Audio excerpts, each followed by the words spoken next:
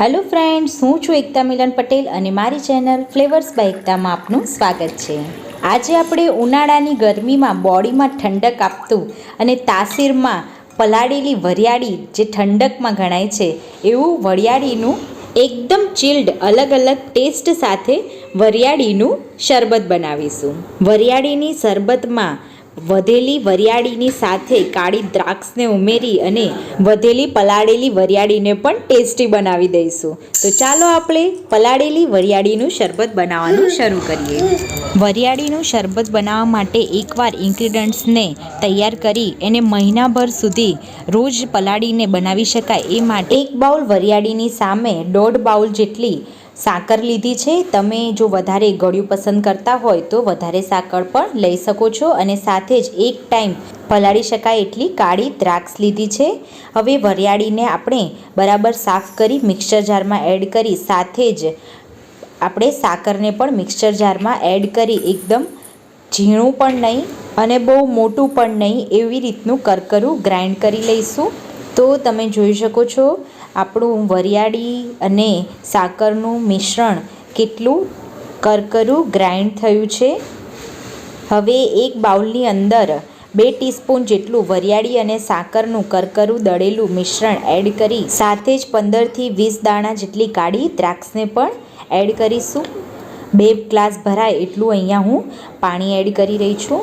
અહીંયા આપણે વરિયાળીને પલાળીને એનું શરબત બનાવવાનું છે જેથી વરિયાળી જે પલળે છે એની તાસીર એકદમ ઠંડી હોય છે, એટલા માટે વરિયાળીનું આપણે એકદમ પાવડર ફોર્મમાં દળીને ચૂરણ બનાવી નથી દેવાનું, એને અધકચરી દળાય એવી રીતની રાખવાની છે। અને જે સાકર છે તો પાણીમાં ઓગળી જ જવાની છે। સાકરની તાસીર પણ બહુ જ ઠંડી હોય છે, એટલા માટે આપણે અહીંયા ખાંડ નહીં પણ વરિયાળીની સાથે સાકર એડ કરી છે। હું 1 ચપટી જેટલો વરિયાળીનો કલર લાવવા માટે ફૂડ કલર એડ કરી રહી છું।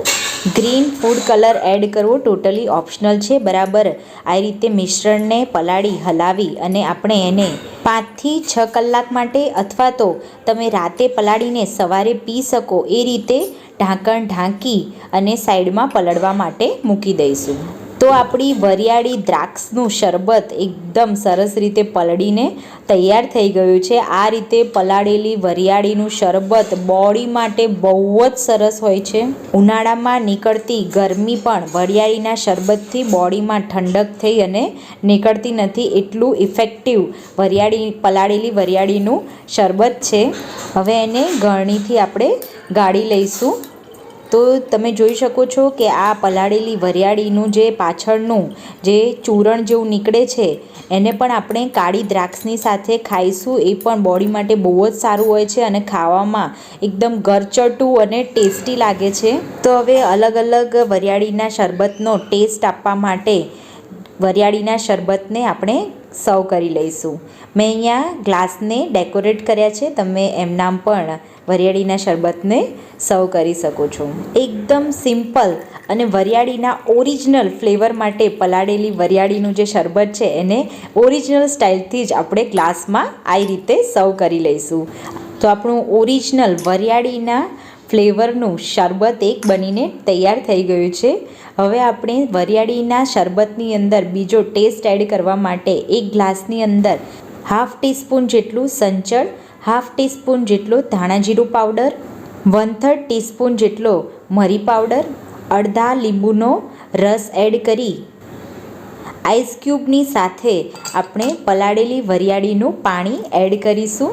આ રીતે બનાવેલું વરિયાળીનું શરબત એકદમ ટેસ્ટી લાગે છે। વરિયાળીના શરબતની અંદર ખાટો મીઠો ટેસ્ટ આવે છે। જો તમે એને વધારે હેલ્ધી બનાવવા માગતા હોય અને થોડું વધારે સ્વીટ કરવા માગતા હો તો 1/2 ટીસ્પૂન જેટલો મધ પણ એડ કરી શકો છો। મધ એડ કરવું ટોટલી ઓપ્શનલ છે, તમે મધની જગ્યાએ સાકર કે ખાંડ પણ એડ કરી શકો છો। તો આપણા વરિયાળીનું 2 ફ્લેવર સાથેનું અલગ અલગ ટેસ્ટ સાથેનું શરબત બનીને તૈયાર થઈ ગયું છે અને સાથે જ પલાળેલી વરિયાળીનો દ્રાક્ષ સાથેનો જે વધેલું છે એ મિશ્રણ પણ બનીને તૈયાર થઈ ગયું છે। તમે આ મિશ્રણને પણ ચોક્કસ જરૂરથી ખાજો, બહુ જ ટેસ્ટી લાગશે. કાળી દ્રાક્ષ સાથે એનો ટેસ્ટ બહુ જ સરસ આવે છે.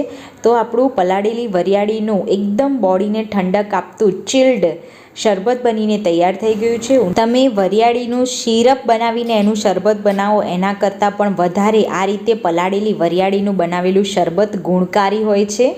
ઉનાળાની ગરમીથી બચવા માટે અને ઉનાળામાં ગરમીના કારણે બોડીમાં થતા ઘણા બધા ડિઝીઝથી બચવા માટે આ રીતે વરિયાળીનું શરબત બનાવો અને જરૂરથી પીવો અને મને કમેન્ટ કરી જણાવજો તમને કેવી લાગ્યું વરિયાળીનું શરબત. તો મારું આજનું હેલ્ધી સમર સ્પેશિયલ ડ્રિંક જો તમને સારું લાગ્યું હોય તો મારી વિડીયો લાઈક કરી ચેનલને સબસ્ક્રાઈબ કરવાનું ભૂલતા નહીં. તો આવતો વિડીયો આવે ત્યાં સુધી આવજો.